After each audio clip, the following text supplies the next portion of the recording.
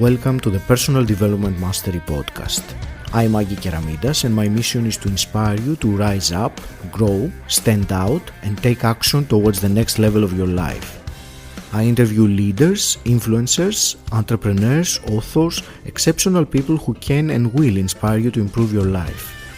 Tune in for 2 episodes each week and make sure you subscribe to the podcast to get the episodes as soon as they are released. In today's show, it is my real pleasure to speak with Gül Sönmez. Gül, you have an amazing story of transformation. You were raised in a conservative society in Turkey, where the only way for a woman to have a better life was by being successful. So you got the career, the marriage, the promotions, the house, car, a seemingly idyllic life, and then you started to manifest injuries and pain on your body. That initiated a long healing journey, first with modern medicine and then with self-healing. You studied 3 religions, over 100 books on healing, you tried numerous healing modalities, and you say that even though they helped, the transformation was slow. And since then, you've had some consecutive big shifts in your life. You moved to Luxembourg, you had a realization about the truth on what healing really is, and that allowed you to uncover your own gifts as a healer. And last year you created a 6-figure healing business just through referrals. So Gül, it's a real pleasure to speak with you today. I'm looking forward to our conversation. Thank you. It's also really nice to be here today.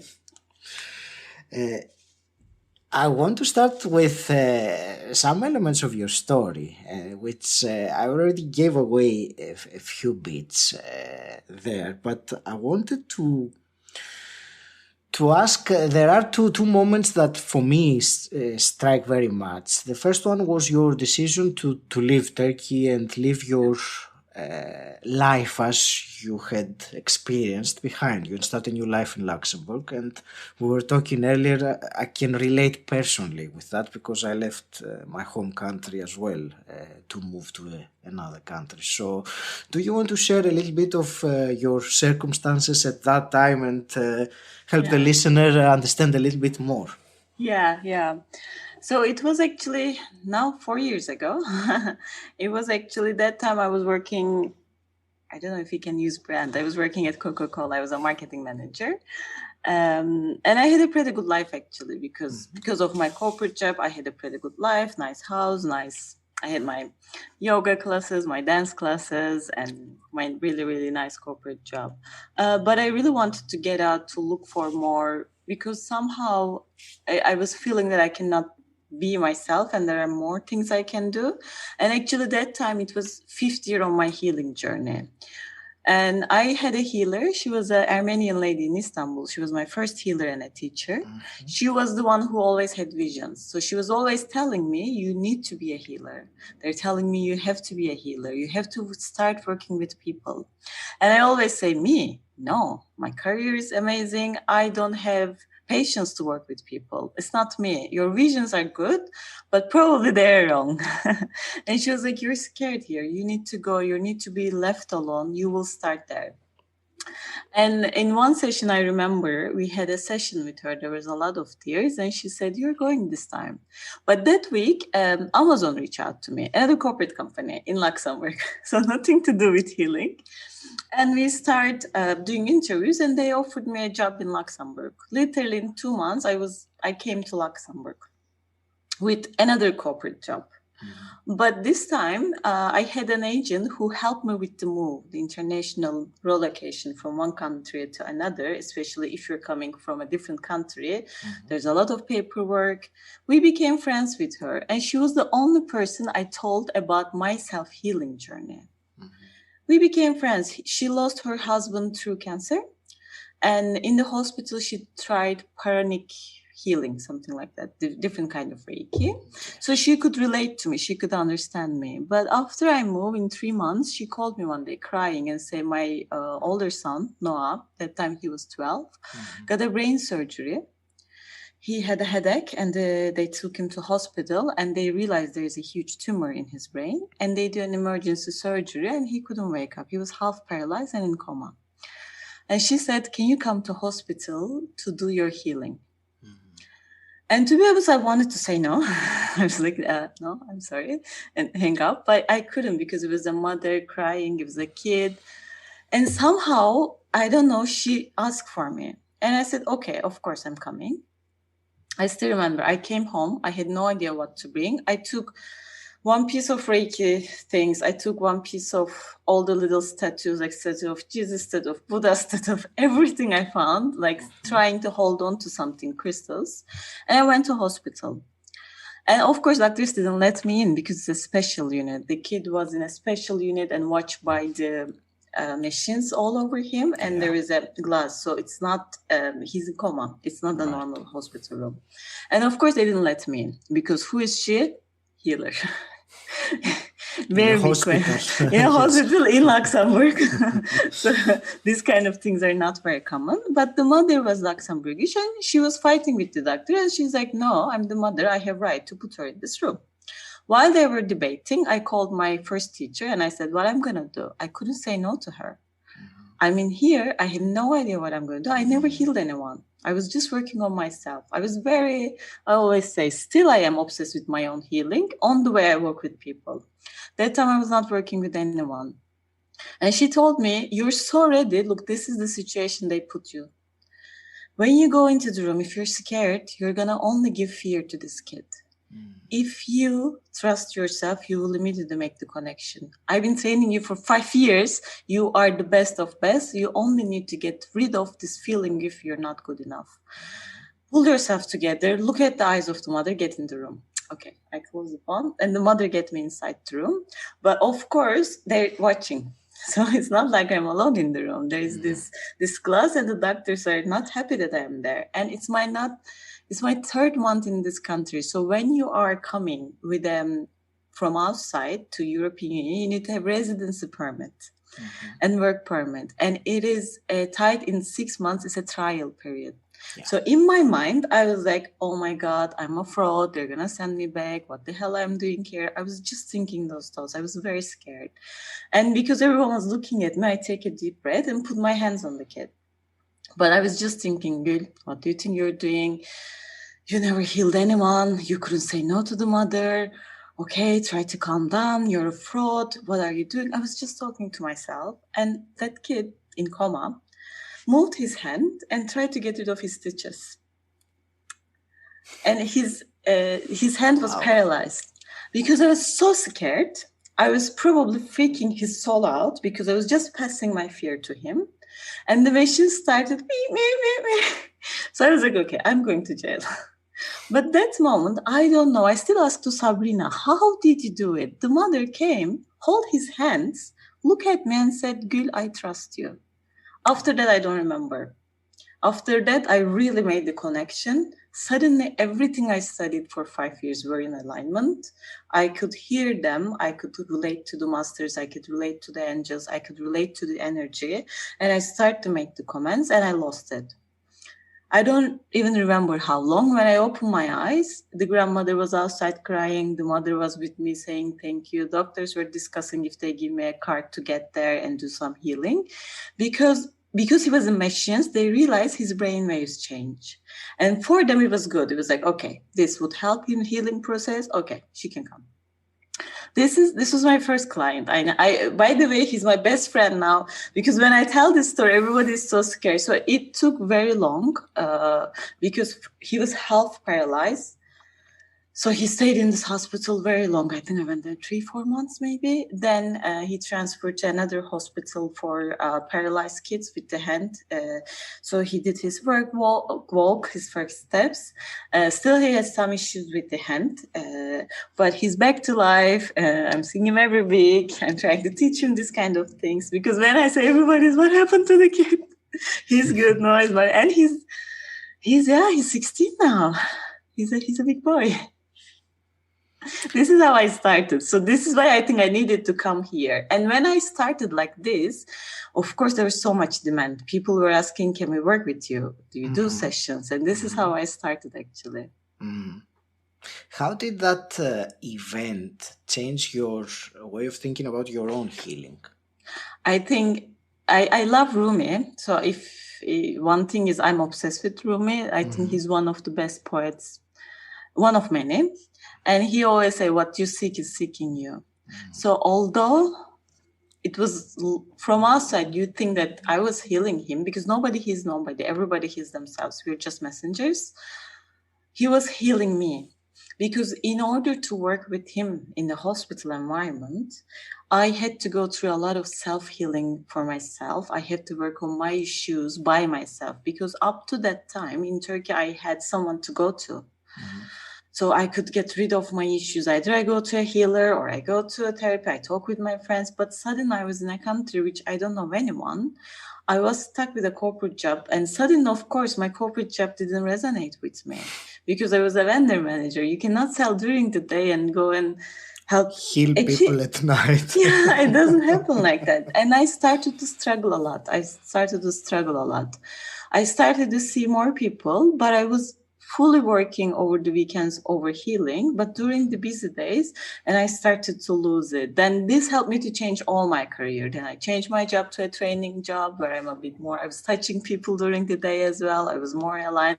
Then I changed to part-time. Yeah. It's an amazing story, and I want to discuss a bit further. You said something that you realize that everyone heals themselves. Yes. And that's, of course, that it is an option that many people find it very difficult to grasp because they expect, especially the people who have grown and trusted the Western medicine, they expect the doctor to heal them or the medicine to heal them or the treatment to heal them. So I want your thoughts in how is that. Personally, I understand what you mean, but how do you expand on this, that we heal ourselves and it's not the doctor or the medicine that does it? Yeah. So thank you for asking that, because I think it's a very misunderstood concept of healing. As long as you pay me money, you don't need to do anything. So I always say, if your healer tells you that, just run away. I spend hours and money and time, because it's not just the money and time, on different healing methodologies. And the only thing I can do, if you don't sit and do them, it's never the same effect. It's never the same effect. So when I start seeing people after 1 year, because I was always booked, my first clients were physically sick because they had physical symptoms. When their physical symptoms was not there anymore, they couldn't get pregnant, they get pregnant. They had skin disease, they don't have skin disease. They had back pain problems, they become runners. Because it was the physical, I was lucky, or this is what gave to me, because I was not trusting myself. I need to do the physical evidence. This is why I start to get more and more people. It was easy to say that it was working. But after working with hundreds of people, I start to see a pattern. And I've been working in corporate all my life, so I like to analyze the data. And I hate the data of my own clients. So there were some who were doing amazing transformations, and there were some who was feeling good, feeling bad, feeling good, feeling bad, like a zigzag. And when I look at the ones who were persistent and the ones who were doing the exercises I give them as homework, let's say, they were transforming foam like a laser. They were changing because we worked on the inner blocks, inner issues. When those inner issues were not there anymore, they were able to change their jobs, change their life, change their relationships. We were not working on changing the job. But when you do the internal shifts, external shifts always come as a consequence.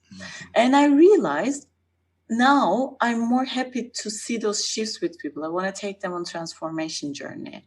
So actually 2 years ago, I said, okay, I'm not working like this. I'm only working with people on a 3-month program. This is where my business expanded. right the last 1 year, because last 1 year I became a 6-figure entrepreneur and left my corporate job, and I just took it to part-time, spend more time on this healing. The transformation was I binded people by a contract saying that you need to work with me for 3 months and you have to do the exercises I give you. And all my clients know, after I give them 3 chances. In shamanism, you believe the chance of 3. You give them, okay, you couldn't do it this week. Okay, next week. On the 3, I drop them as clients. I don't work with them anymore because everybody is healing themselves. People like me are channelers. I see us like messengers. So we can only go what you're ready to show us. When I tune in, of course, I can go to psychically their childhood trauma, but only when they let me. And we always look for a healing outside. Somebody would come and heal us. What I do, I only let them to realize the issue, because instead of asking them, I can hear the voices and I say, they're telling me this is what happened at 5 years old. They're telling me this is what happened when you're 12 years old. They're telling me you're very angry to this person now. Because I confront them, then we worked on what they get out of this situation and how they can get out. So it would be a big lie if I say I'm the healer. I'm really just a messenger, and they put a lot of effort. But on my journey, usually most healing modalities, because it's a huge sector. As long as you pay, you come to me, it's okay. I always say I'm not a pamper kind of healer. You have to do your side of the story. Otherwise, you cannot work with me for 2 years. There's something wrong. You can work with me with 3 months. Sometimes, 6 months. Sometimes I work with addicts. So with them, I do a 6-month program. But other than that, you cannot work me more than that, because I don't know how your struggles hit you, but my struggles never hit me when I was able to go to a healer. My struggles hit me at night. My struggle hit me when there's no one around me. I remember the nights that I put my heart out crying, lying on the floor, are the nights that I'm alone. So we all need to learn how to self-heal and how to move forward. This is why this was the biggest change I realized, because when I came to Luxembourg, I had to self-heal myself. I had no choice. I had to put everything into practice. And it's amazing. The more you do it, the more you get used to doing it.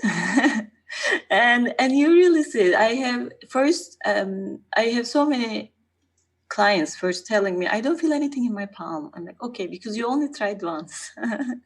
You need to do it 10 more times, then you're going to feel in your palms. Yeah, I really feel. I'm not like you. I cannot hear them. Okay, because you only did once. This is why I give you this specific meditation for 28 days. So that you will hear. So this is why self-healing is the key. You just need to learn how to tune into you and rely on you. There's no other way. That's fantastic, and I would like to ask her a bit more about that. And so I want your thoughts on this. My understanding is that an illness is when it manifests on the physical body, that is, it has manifested beforehand. So the actual manifestation on the body is the last stage. So we have to go up the stream, as we say, rather than dealing only with the physical symptoms. And this is the self-healing that you refer to, I suppose. Can you tell me what kind of internal struggles could there be causing physical symptoms like that? Can you give us some examples from your own clients, or maybe from your own, so that we get the idea of what kind of things could it be? Yeah, of course. So I can give clients examples for those ones who gave me right to tell, the ones that are already on my website. But I can always say, so when there is a physical sickness, I always say it's a signal. Look at this signal, take care of this signal. So I had a thyroid disease, but my thyroid didn't. I always say to my clients, if you have thyroid, we need to work a lot, because thyroid doesn't come in one day. Thyroid disease usually happens when you are not able to tell your own truth. But first it comes in, you start to have lots of cold flu, you cough a lot. So all these throat problems, first they start to come, and you keep ignoring, and then you realize, boom, one day, I have thyroid. This is why usually thyroid is a little little bit. The most cases I see were after 30s. Mine also came after 30s. So they always send the signals to us through the illnesses. They always say, look at that. When I started the healing journey, actually, I went to this lady, this healer, not because I wanted to. I started to manifest bone diseases. So suddenly, one day, I had meniscus, but I'm not doing any sports that time. Mm-hmm. This is 8 years ago we're talking. I was not doing any sports. I didn't have any accidents. So I was walking and suddenly I had such a pain. And after the doctors, they're like, okay, this is very serious. And they send me to a physiotherapy. And they say, you need to have a surgery because I really couldn't, because the pain was real. So I was asking doctors, maybe I'm crazy. I'm thinking of there's the pain. And they were just pushing and I was screaming and the pain was real. And I started to see physiotherapy and they give me 2 batch of physiotherapies. But that time, my right hand, I still remember, my right hand blocked. So I was in the office and one day I couldn't write anymore. It was so painful. I couldn't move my finger, the first finger. I couldn't make the first finger move. And I went to the MRIs, micro hand surgeons, and they couldn't find anything on the MRI. But because I couldn't move it, I had the injections, then I had to wait in the thing, when you break your hands, they put your splint. Yeah, I had to wait in splint, but still I couldn't move it. And they say, okay, it's an overuse disease. But I was not using my hands overly. I was just a normal office. I was not a coder because I was not a gamer. So I was not using my hand more than anyone.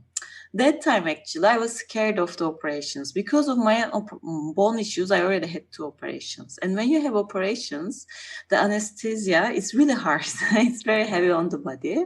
So I said, okay. And one of my friends that time booked that lady for me. She said, Gül, look, there is this lady. She's doing healing sessions. And I remember, I was like, what? Bullshit. I don't believe in this kind of thing. And she said, what can you lose? Like, you're going to have an operation for a disease that you have no idea. Just go and try. And I remember Solin, who became my teacher later, the first session, she was like, what's your problem? And I told her, look, my life is amazing. I have an amazing job. I have an amazing husband. That time I was married. I had an amazing husband, amazing life. But it's just my body is always, I don't know why now I cannot move my hand. And she said, it's your right hand. Do you have issues with your husband or with your father? And I remember I was like, how dare you? I have no issues with anyone. My husband is so loving. My father is amazing. And she was like, yeah, okay. Yeah, you don't need to tell me anything. Can you just lie on the sofa? I was like, okay. I just lie on the sofa. And I said, this is when the realization, I had to look the part of my life that I was very unhappy, but I couldn't move. Also meniscus. If you have meniscus, you cannot move. I was very, the safety net and what others were saying was so strong, I couldn't move. Actually, I was very unhappy in my marriage. Mm-hmm. We were like best friends. He was such a nice guy, but we had no love between us because we had in conservative societies, my father didn't let us live in the same house. So we had to marry. And I married very young. And when we grow up, we were totally different because who you are at 22 and who you are at 28 or 30, 35, you're different people. And we were so nice to each other, like best friends, but we were so different. We have no passion to each other, nothing, but we were so scared to leave because it was looking perfect from our side because both our families would react. And I had to bury the label of a divorced woman. For me, I was so sad and so scared. I was playing a game. So those kind of realizations I had to go through. And then, of course, my hand, I never had a surgery. I never had meniscus surgery, by the way. Also, my meniscus came back when I moved to Luxembourg. So again, I was diagnosed here the 3rd time. And I went to physiotherapy the 3rd time. And I was telling my physiotherapist, don't worry, I need to figure out why I cannot walk this time. And the guy was like, you're quite weird. But actually, I never got surgery again. So this is why if you have the disease which doesn't let you move, you should look, what are you scared to move? So our body is very, very wise. The skin problems, acne skin problem was a big part of my journey. This is why actually I studied anatomy a lot to understand why I keep manifesting acne on some issues. And my second client had a very severe skin disease. So I had to work on skin disease. And I realized that skin disease, especially acne, comes when you need to really do deep forgiveness work. Mm-hmm.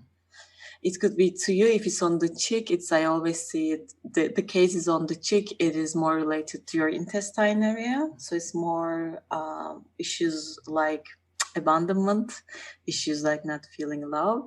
But if it's on your forehead, usually the issues are more anger, resentment. So they all talk. When you say forgiveness, they all talk, yes, absolutely. And I remember reading a catalog or a book or a part of a book at some point that described each symptom and what underlying emotional or other struggles might be there. Yeah. And it's it's very easy these days. You can just write emotion body, and on Google you see like where all the emotions are on the body. So you can actually at least give you an idea. Okay, here's the anger and my problem is in this area. Here is the insecurity and my problem is in this area. Here's related to safety. So for example, lower back, safety. You can also find those things very easily. Absolutely, and I think it just needs to start with an open mind that maybe there is something else there, especially with all those, I was trained as a dentist with a Western medical background, so I'm very much, have that scientific approach that I want evidence. But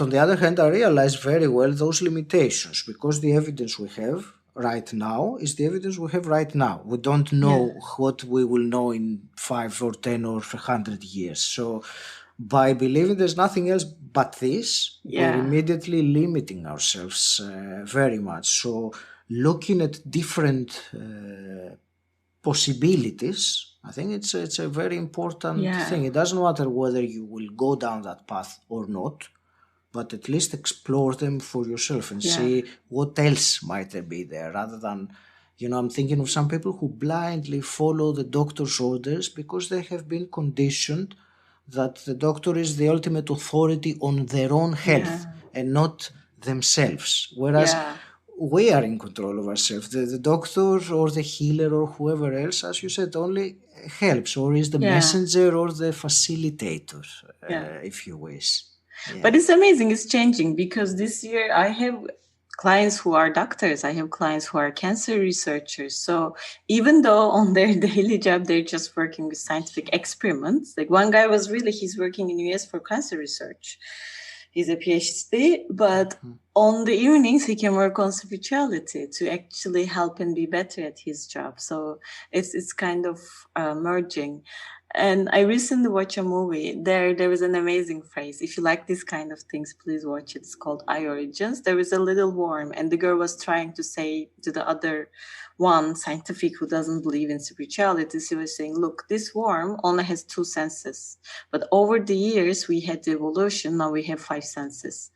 But that time, this worm only couldn't see the sun. But the sun was there because the worm doesn't have the eyes. So it doesn't mean the sun is not there. And I always say, it doesn't mean the angels are not there. Maybe we don't see them, but it is there and they always help and they're magical. They helped me when I was touching that kid and thinking, oh my God, I have no idea what I'm going to do. They're going to put me in jail. They helped me. And I say they help to everyone. You just need to learn how to tune in, how to connect and be patient and practice. Gül, you mentioned earlier the word forgiveness, that you have to do some forgiveness words. So when you say forgiveness, do you mean towards others or towards ourselves?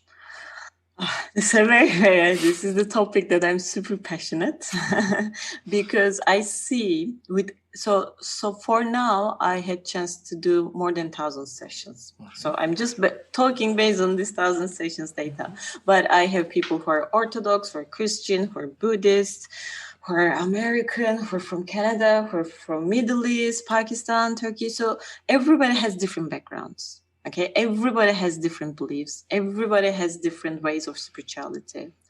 But usually the issues come down and down and down to one or two main things. First one is self-forgiveness, meaning that self-compassion. Okay, I was in this situation, I did that, but what I learned, and I'm ready to forgive myself. And I always say with the self, it's more than compassion. This is the first thing I see, to the self. It is the most important, because we're very critical to ourselves. Our inner voice is keep telling you're wrong, keep telling you're late, keep telling you're doing something wrong. And it will always be there. Mm-hmm. So we just need to learn how to navigate this. This is the one chunk. Second, the parents. So I know psychologists, healers, coaches, everybody likes to talk about parents. My mom always say, I don't understand you. If there is no parent issue, how these psychologists are going to make money? Okay, mom. But with parents, we spend so much time on forgiveness. I just find out that it's actually more, again, compassion. Because sometimes who we are to forgive them. And they did what they could do with the resources that they have. Because I spent 6 years to forgive my own mother. Okay, I was going to healing sessions, cutting the course, telling her I forgive you.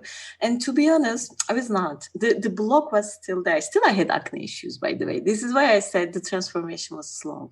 Mm-hmm. But what I find out is it's when I try to send compassion, it's like, okay, I understand why you were like this. And I know you're not going to change unless you want to. Unless you want to. But I am okay to love and accept you like this. Thank you for everything. It's a different feeling. When you do this kind of work, you feel more like compassion rather than forgiveness. And there are others who hurt us. There are some dark souls or dark people, whatever you call, they betrayed us. So it is a different kind of forgiveness. You were, for example, you were ready for your wedding and suddenly the guy disappears with your best friend. Mm-hmm. So it's really hard to work on compassion there. Okay, I understand you. No, that kind of situation, or you're having mobbing at the workplace. Your manager is constantly mobbing you. So you need to forgive, but it's a different type of forgiveness. Because I tried to forgive the people who really hurt me. Mm-hmm. I was still holding the little anger within me. And this anger is a very dangerous one because it's usually stored in the liver. This is why liver cleansing is so popular right now.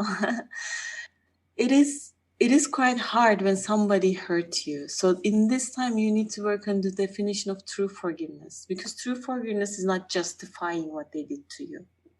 Sometimes I work in very brutal rape cases with my clients. It's not, okay, let's justify your rape, or say that you love him, understand why he's done to you. It doesn't work like that. It's a very heavy, traumatic pain. Mm-hmm. And the pain is on the skin. The pain is in the bones. You feel the pain. It's not like, I'm angry at my mother kind of pain. In those situations, we need to learn forgiveness is just to understand and let it out of your system. And it takes time. It takes time because you need to understand why it happened and how this situation really served you. What were the lessons for you in this lifetime? And how can you look at it from those points so you can find the forgiveness within? It's not to talk to that person. It's not to justify, okay, this person did this, but I was also in that situation. No. It's just to understand so that you can let it out of your system so that it doesn't bother you there. So that you're not stuck in this memory. Because sometimes my clients say, you're such a heart. How do you forgive these people? I can't. I'm like, me? No. I don't as well. The forgiveness I do is different for those kind of cases. So this is why forgiveness is a very big topic. And I say there is also the daily issues, picnic issues. So for example, you were not, but just an example, you were late to this call and I was angry at you. Why he was late? By the way, for the listeners, he was not late, just on time. It's just an example. And I get angry at you. So this anger, you don't carry it on your body so much. So you can easily, by just looking at the perspective, you can easily let it go. Because the one thing, life happens at all times. So there will be always someone who makes us angry. There will be always betrayals. There will be always things going on in the life. And we all have parents. I think Ram does say it. If you think you're enlightened, just go and spend 1 week with your family. He has an amazing quote, which I love. I say, everyone, you hear me now in this session. Oh God, send me 1 week with my mom alone. I want a totally different person. So life will always happen. So you need to practice is daily. I listened to your show about morning routines and I loved it because routines, I really loved it and I resonated a lot because I'm also a huge water drinker. I believe in the mornings as well. As you explained, the routines take some time. Forgiveness is also a routine you need to create because in most of the societies, you're not raised like this. I don't remember my parents telling me, you first need to love and forgive yourself. They used to tell me what neighbor says, what teacher says, be careful, look perfect, mind how you walk, your skirt is short. So they were minding what's happening in their society. Or for some Western cultures, it's all about being successful. So when they were kids, they were always hearing how to compete with the other kid. So now it's changing. Now people are more, first love and forgive yourself is coming more. But because we don't know, we're not trained, we don't know how to do it. This is why it's a long practice. Sure.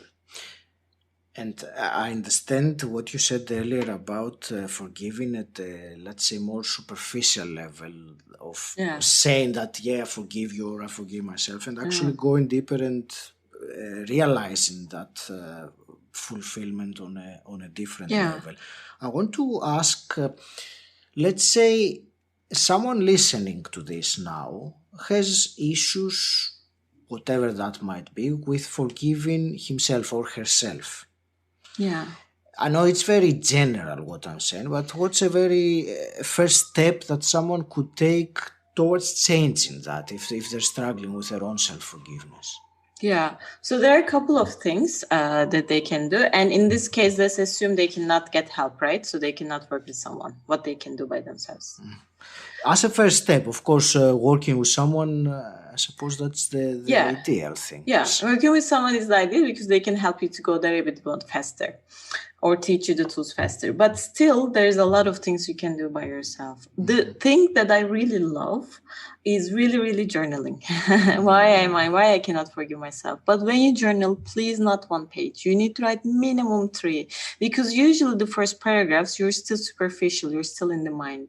This is why I always say write minimum 3 pages until your hand couldn't make it. And they always ask me, can I write on computer? So if you're not comfortable writing with pen or paper, okay. But I highly advise write it with the hand because I also listen on your podcast. You also say there is a power of the ink. Yes, absolutely, absolutely. Yes. Yeah. So it is the same. The reason is when you write, it's from you tap into your subconscious mind. It's a ritual. Yes. Yeah, it's a ritual. And believe me, so I remarried again and I'm with a really, really soulmate who is very helping my transformation with heavy life lessons. And sometimes he drives me so crazy, literally crazy. And on those times, I always take my pen and paper and I start writing. In the first page, I just write, I hate him, I'm so angry, how dare you, blah, blah, blah, all these kind of things. Yes. But usually on the 3rd or 4th page, I have nothing to do with him. I tap into very, very deep issues. Then when you finish, you're like, okay, now I found the issue. It's just to find issue. Then you can do self-forgiveness meditations because self-forgiveness meditations are guided meditations which are helping you by saying, okay, now focus on that other person, say this and this and this. So they kind of help you to tap into and practice forgiveness. It's also a really, really good way. The second one is meditation. So there are lots of scientific research on meditations. I'm sure you talked about them a lot, but it helps to reduce anxiety. It helps to reduce head pain. It helps you to sleep better. It also helps you to forgive. For this, you can use a guided self-forgiveness meditations. I record a lot of self-forgiveness meditations for my clients, especially when they have very deep issues, like real big trauma. And there is also a free one. If you're interested, you can also check the free one. Then, it's not a way. Then I'm a huge fan of affirmations. If you are interested on self-healing, louise-hay is the godmother of this topic. Her books are really good written, really well written for those who wants to work on themselves. She has amazing books on how to heal yourself. The only thing, affirmations takes more time than working with a deep healing session. So it is better to combine, but still they do wonder. You just need to put a big affirmations. I'm ready to love and forgive myself more and more every day. But with affirmations, she explains them really well. It's like tomato seeds. If you read her book, it's not that tomato. Yeah, it's like you put the tomato seed, you put the affirmation, then you keep water. You don't give up in the second day. Oh, there's no tomato. Okay, bye-bye, I'm not going to put more water. Yeah. You wait, you keep water, then something green comes up. You don't need that thing. You keep watering. And then another green but round comes up, something hard. You don't give up, you wait, and then you have to choose a tomato. It is the same with forgiveness. Once I had a client who lost her hair due to stress. So she had very little hair left. And I was telling her to do affirmations. And then we recorded 10 minutes. So I love my hair. I love my scalp. My hair grows easily. We just talk about issues with the hair, stress, and scalp. But her job was to listen at 10 minutes every morning and every evening. So I know it's an effort. It's easy to say, but when you put 10 minutes, it is not that easy in a busy daily life. So people want to hear that, and in 3 days, her hair came back. I wish to say that. I would make millions if I say that. Her hair came back after 3 months. It started to grow. After 3 months, it started to grow. After 4 months, they really grow. And good 6 months. So for affirmations, we need to be just patient and give whatever the person you cannot forgive. Just put it out there. I'm ready to love and forgive more and more every day. Like this affirmation is always here. You cannot see, I'm showing it on the camera. I have my affirmations. I see them every day. And I've been in this journey for 8 years now. I still didn't give up on my affirmations. But yes, now it's easier to forgive. Now it's easier to love myself. Mm-hmm. And imagine during the day you keep saying the negative. So you just need to balance it. Yeah, balance it. And the other thing I always say for self-forgiveness, this is 3. So it's always mind, body, and soul. Mm-hmm. So it's not just mind, not just body, not just soul. And usually the things we couldn't forgive are stored in the liver area. Yeah, guilt, resentment, because forgive means we're either angry or there's some betrayal going on or they did something to us. We have maybe for long years, we have the hatred. So when you look at any Chinese medicine, all this kind of hatred, anger, these things are usually stored in inner organs. So this is why, of course, drinking lots of water, doing the cleansing in the organ. In yoga, they do kind of some poses where you need to really stretch your inner organs. So the body part also really, really helps. I was not using the body part before, to be honest, but last year I realized when we add some physical exercise to the weekly routine of my clients, the results are even faster. So you can also check what kind of exercises you like, but a simple yoga, simple walk, all these kind of things are also really, really helping the forgiveness journey. I would also like to ask you the quick fire questions which I ask at the end of the podcast. You were telling me you listen to the podcast, so you. Yeah, I did. I really did listen. I'm not saying it because you take me as a host. I really, as a guest, I will not tell everyone. Really listen the morning routine, and it's a really, really good one. And I really resonated with most of the things you said. Mm-hmm. So tell me then, what does personal development mean to you, especially through this journey that you've been? I think for me, because I was in situations where on the paper I had everything. But the inner peace, more than inner peace, I call it inner integrity. Like for me, personal development is a journey which helps you just to be in the alignment. So you don't understand the journey. You don't want to end up anywhere. But every day you're like, I'm in alignment. So right now I'm in alignment because I'm talking to you. I'm in alignment because I have this session. I'm in alignment because I'm just looking at the sun. It's kind of a feeling that you feel.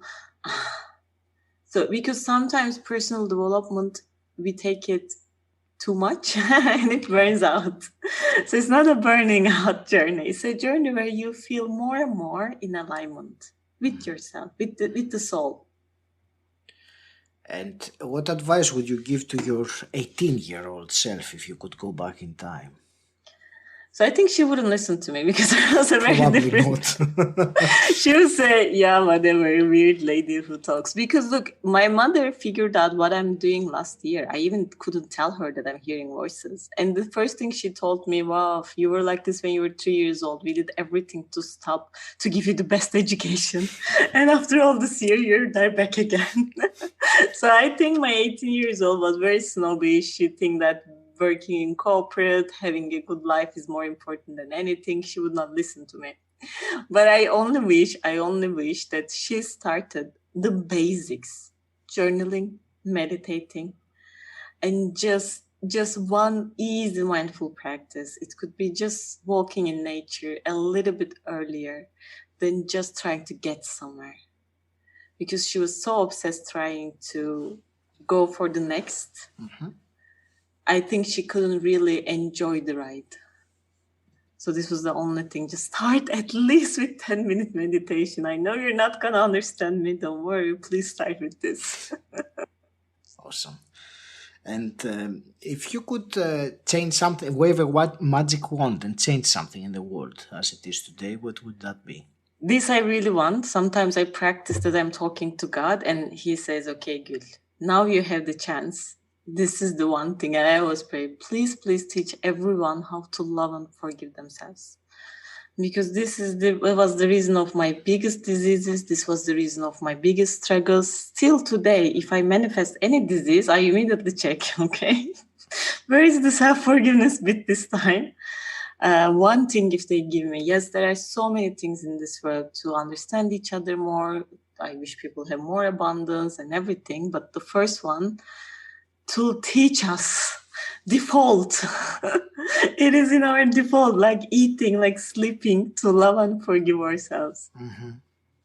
It would be my biggest wish. Thank you. And even though we mentioned some actions earlier, but I want you to give one more. If you were to give to the listener one actionable item, something related to what we've already discussed, something that they can start doing, especially if there are health problems. What would you say as one action, something to do? As one action that things when I started really helped me, because you need to learn to navigate how to work with yourself. There are 3 books that helped me when I was, again, but don't wait miracles, because of course there's a difference between going for help and doing the thing by yourself. But one was Louise Hay, You Can Heal Your Life. The second one is the Light Chasers, The Dark Side of the Light Chasers by Debbie Ford. It is also it's also a book which guided by the exercises, so that you can try to look at the dark side by yourself. And there are also lots of affordable programs which teach you self-healing. You don't need to work with me. There are also others who does this work, but you can also look for those programs who teach you this kind of mindful exercises, how to do it. I will put those books in the show notes as well. I can share. Sure. So how can people connect with you and find out more about what you do in more detail?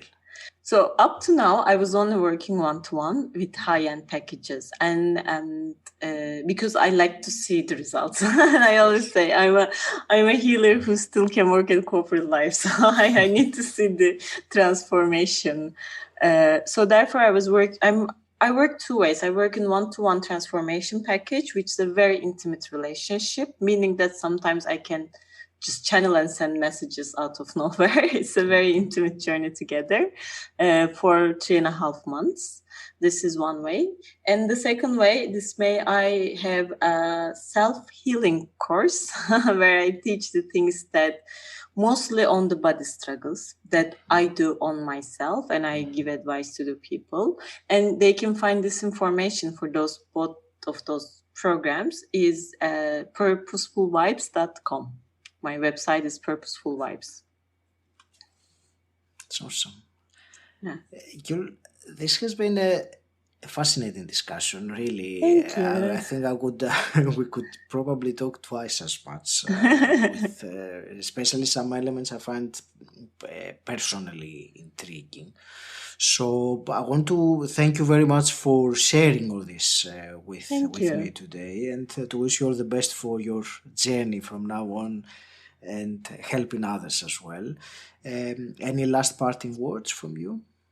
Yeah, I would just want to say, I will mention my first healer, that Armenian lady. She's still teaching people Reiki and etc. by saying, look, once I had a student, she was so different to this world. She was the worst student that can ever be, and she became an amazing healer. So she always say, if she did it, anyone can do it. I was on the other extreme. So I want to tell everyone, so these things are not magic. These things are not for specific people. Yes, these are simple, not easy, but it takes time. But I always say, these things are for everyone. So just take this inspiration and start with somewhere. Sometimes one journaling exercise, sometimes one course can do magic. The purpose is different for everyone. Maybe your purpose is serving through your art. Maybe your purpose is serving through podcasts. Maybe the purpose is serving through cooking the best food. I don't know. Everyone has a unique story. But please don't give up. It's possible for everyone. Thank you for listening. If you enjoyed this podcast, please subscribe and rate it on Apple Podcasts. And also share this episode with someone who you think will benefit from it. If you want to find out more about what I do and gain access to exclusive content, join my Facebook group Personal Development Mastery. The link is in the show notes, or you can simply type bit.ly/PDM group. And until next time, stand out, don't fit in.